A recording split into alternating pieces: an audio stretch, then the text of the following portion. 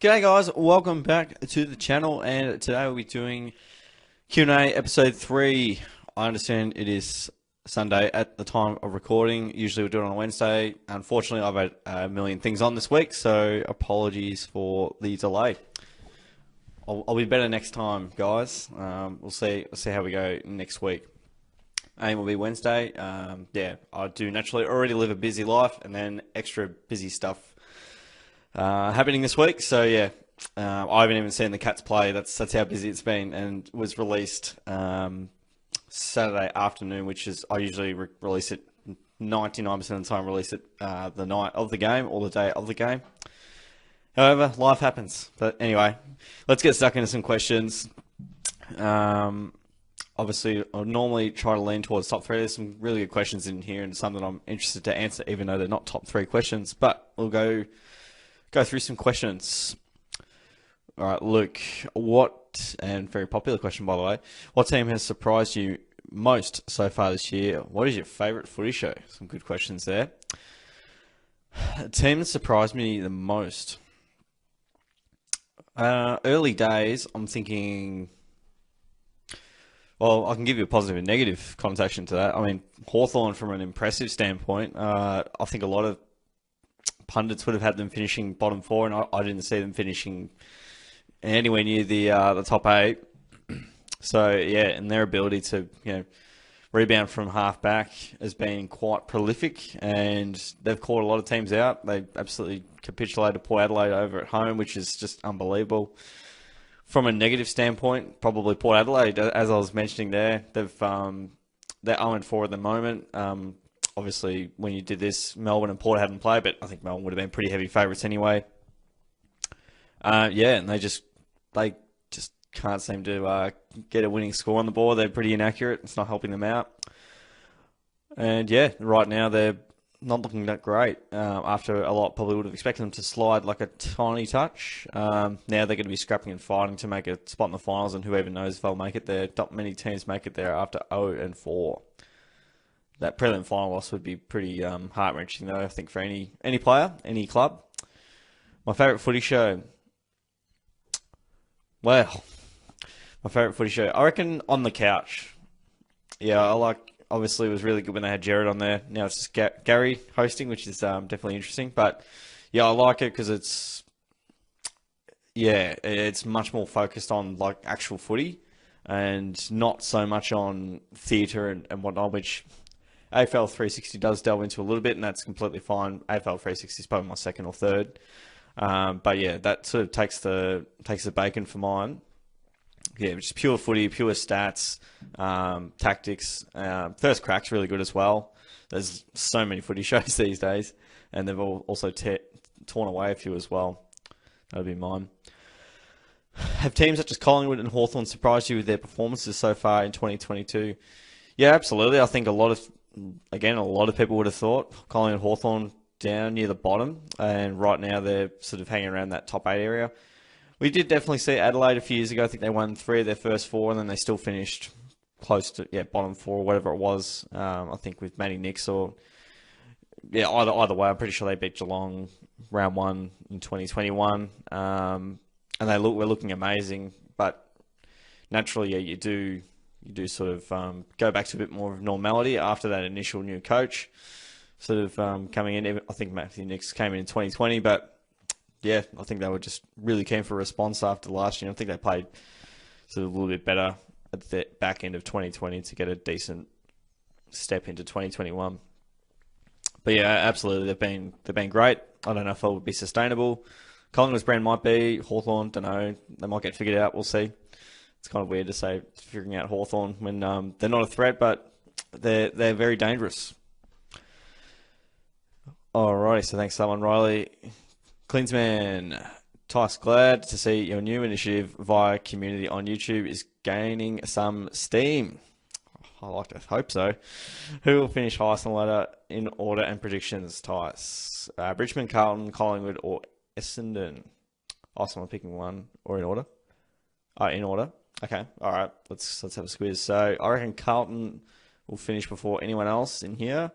I reckon Richmond after Carlton, and then maybe with Essendon's injuries, I'm probably leaning towards Collingwood, although I think Essendon are a better side, but Collingwood had a really good start.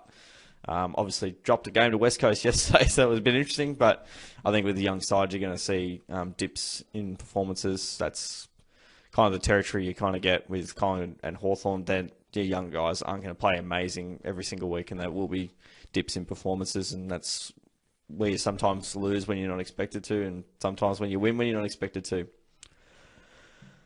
Braden, hey mate, Eagles for Wooden Spoon. Who has the best forward line in the league so far this season? I'm pretty sold on the Blues forward line. Eagles for the Wooden Spoon. Well, definitely bottom 4. Wooden Spoon, I'm not even sure. I mean, I think they're the most likely team for the Wooden Spoon right now. But there's a bunch of teams that I thought were going to be in the bottom 4 in the top 8 right now. And my footy tipping isn't going well if you're following that also. Who has the best forward line in the league so far this season? So I'd just say a soft yes for now. I'll have a bit more to think on that one. Who has the best forward line in the league so far this season? I'm pretty sold on the Blues forward line. Tell you who I'm pretty sold on. I'm pretty sold on Brisbane's forward line. I'm pretty sold on Geelong's forward line. Geelong's got 2 Coleman medalists sitting there, Braden.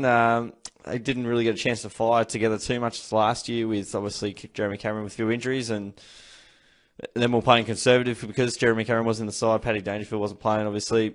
But yeah, I think the Cats, they've got Stengel down there.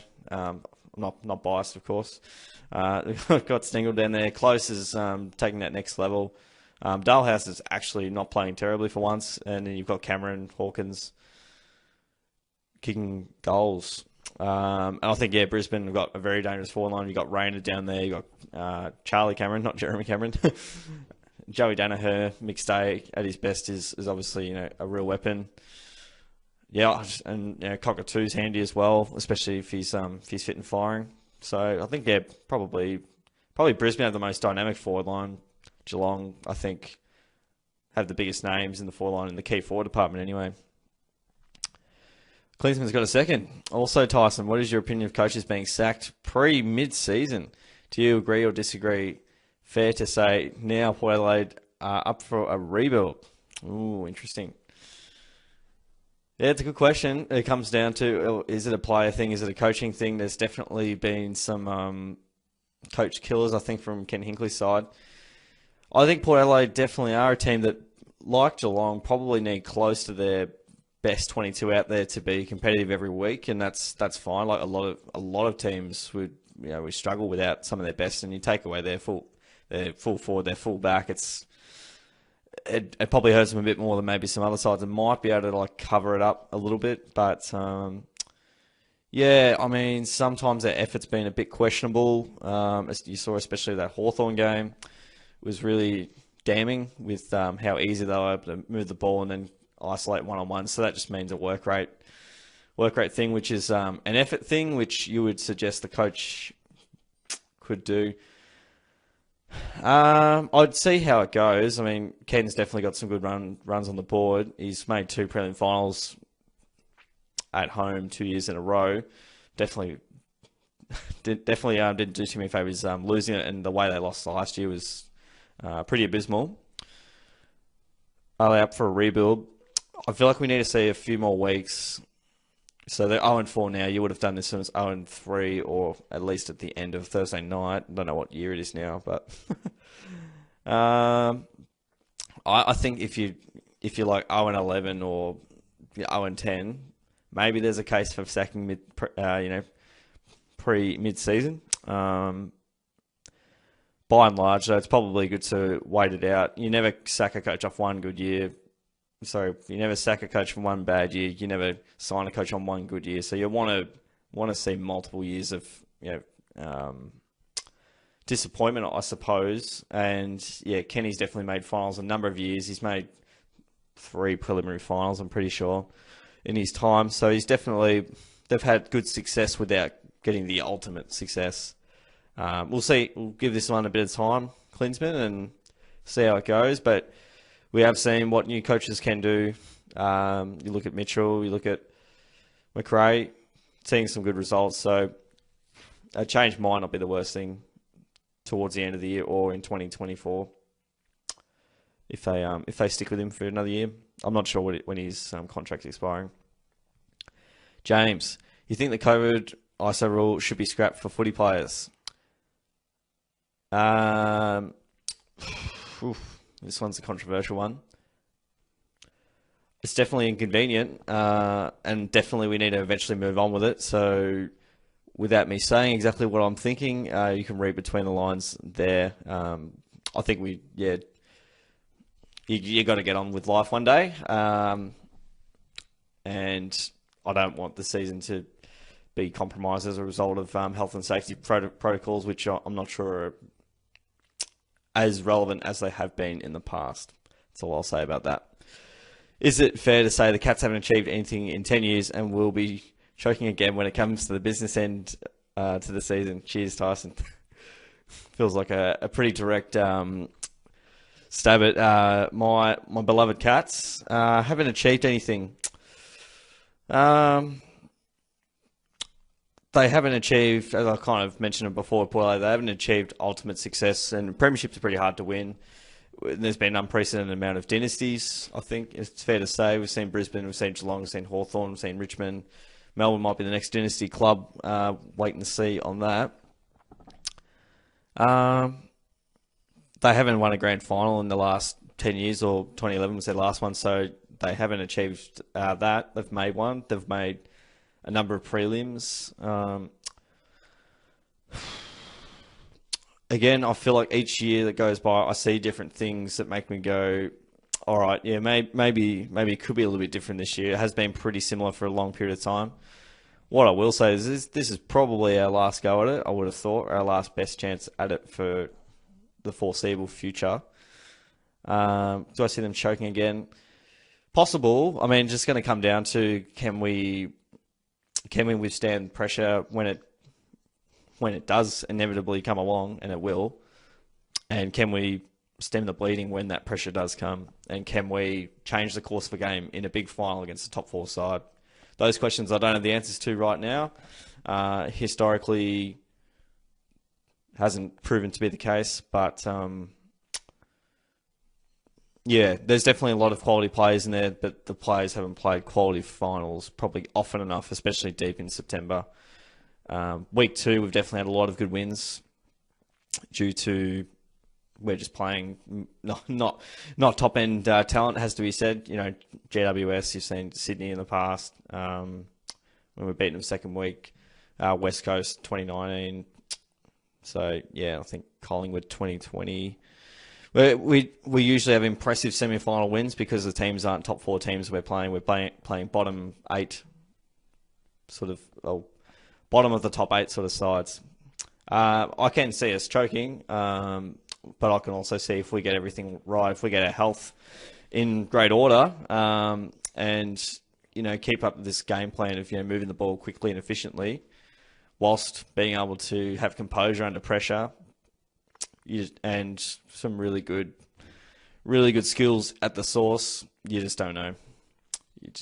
We saw the Dogs in 2016 have 4 weeks of their life that it was just unbelievable. So hard to say. Hope that answers it, James. Shannon, who will be making top 8 or top 4? Top 8. Well, I was always going to do a video earlier in the year, but then I just decided not to. I'll have a bit of a look at the old ladder now. All right. So I'll just pick here who I think will not be in. So, I mean, obviously I can see... All right, so I'll start for the top 8, just throw in some names. Obviously, I think Melbourne, Brisbane, Geelong, Sydney, Carlton, I guess. I mean, I did have the Dogs at the start of the year, so yeah, I would have had the Dogs there. I would say, yeah, Richmond and St Kilda, something along those lines. Fremantle 3-1's not bad. I don't know how many teams I've said there, but yeah, I'll have Richmond sneaking into the 8 possibly. See how their track record goes. Top 4 though, yeah, again, it's hard to see that changing a lot, although the Dogs are 1 and 3, as per this round happening. Melbourne, Geelong, Brisbane. Sydney, if they get everything going for them, yeah, I'd be leaning towards Sydney and maybe the Dogs outside. The Dogs never finish top four. It's crazy. Even when they're like in the top two, 3 weeks to go, they find a way to miss the top four. So I don't know what the go is there. But in the exact order, I think probably Melbourne, Brisbane, Geelong, Sydney, something to that effect. So yeah, that's what I reckon. This video has definitely gone longer than anticipated, by the way, but that's all good. There's been some good questions in here. Have some journalists exaggerated a little bit by suggesting the season's already over for winless teams such as Essendon, Port Adelaide, and also suggesting that unbeaten teams such as Carlton is already premiership fancies? Is it too soon to be suggesting things like this when we're only 3 rounds into the season? Good question, Darren. I mean, I think where they're coming from is statistically, if you're trying to make finals, if you're 0-2 or 0-3, you're 90% chance not to make it. So the numbers are heavily against you. And that's fine. But we have seen probably this decade, especially where a lot of these teams that have been 0-2 and 0-3, 0-6 if you're Sydney, they somehow find a way to make finals. But it is very hard to sort of come back. So they do have a point. I don't know if they're... What have you said here? Exaggerated, saying season's already over. Don't know about already over, but very, very difficult to come back from there. So yeah, they're kind of... Yeah, it's going to be tricky. Very tricky indeed. But I don't think it all is lost. I think Essendon... If you look at Essendon's draw, I think they've had the harshest draw of all time. They've had Geelong, had the MCG, then they had Brisbane, I'm pretty sure, after that. And then I'm trying to think of who else they had. It was a very tough game. Can't find it at the moment. Who else they play? And Melbourne. Like, you've played 3 of the top 4 teams. You've had some injuries. A bit worse for wear. Like, that's a bit tough, I think. But Port Adelaide, though, definitely underwhelming. Carlton Premiership fancies, well, that's a big call too. I don't think they've been clinical in their wins. They definitely, Richmond probably had them on toast, and then they came back, which is great. You got to win those games. I mean, they just beat the Dogs. The Dogs were they were really fierce in the last sort of half of the game, and probably could have won, but they didn't kick straight. Again, great that Carlton held on. That other game, they had Hawthorne, so awesome display in the first term. But, I mean, they're not blowing teams off the park for 4 quarters. Carlton have definitely improved significantly from what they have been. They're still going to have dips and things like that. They will probably, I would see them probably lower end of the top 8 by season's end, or top 6 at best if everything goes right for them. So yeah, Carlton, they're not premiership fans. They've won games that they've played, but it's not as though they're kicking ultra top 4 teams off the park. Some impressive wins in there, no doubt. Not as though they're beating sides by 10 goals every week. So yeah, you just got to let the season evolve, and time finds out everyone. Time finds out these teams, and it really defines who's real, who's fake. Injuries might happen, COVID might happen, but yeah, that's a bit of a wrap anyway. Guys, didn't expect the episode to take 20 minutes, but it was kind of therapeutic going through each of the questions. If there's more, if it builds on more questions, which all the power to you, I'll do like a top 3 or a top 5 and just kind of keep it a bit more time limited. But I thought I'll go above and beyond this week because I was unable to deliver when expected, but also hopefully you guys understand life happens, and sometimes my week's already crazy busy, and then when other things get added to it, it's gets a bit frantic, that's for sure. It's somewhat self-inflicted, but also life's just busy, and that's how it goes. I've just got to be very efficient. But I'll put about a community post tonight, guys, so you can ask some questions for episode 4, and I'll endeavour to get that out Wednesday night. So I'll do it tonight. Just get the questions out. I'll put the community post out tonight with the endeavour of getting around to it Wednesday evening and posting it then. So Guys, hope you enjoyed the video. Don't forget to like the video, subscribe away, all that amazing stuff. Take care, and yeah, chuck in your questions on the community post I'll chuck out tonight, and we'll go from there. Thanks again, guys. I'll see you on the next video.